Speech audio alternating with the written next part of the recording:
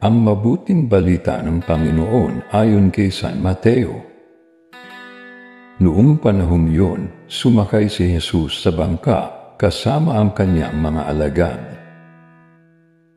Bumugso sa lawa ang isang malakas na unos at halos matabunan ng mga alon ang bangka. Ngunit natutulog noon si Jesus.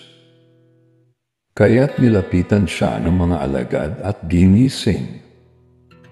"Panginoon, tulungan ninyo kami," sabi nila. "Lulubog tayo."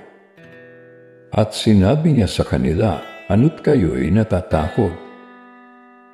Napakaliit naman ang pananalig ninyo." Bumangon siya, sinaway ang hangin at ang dagat, at tumahimik ang mga ito. Namangha silang lahat at ang sabi, "Anong tao ito?" Kahit ang hangin at ang dagat ay tumatalima sa kanya. Ang mabuting balita ng Panginoon. Pinupuri ka namin, Panginoong Hesukristo.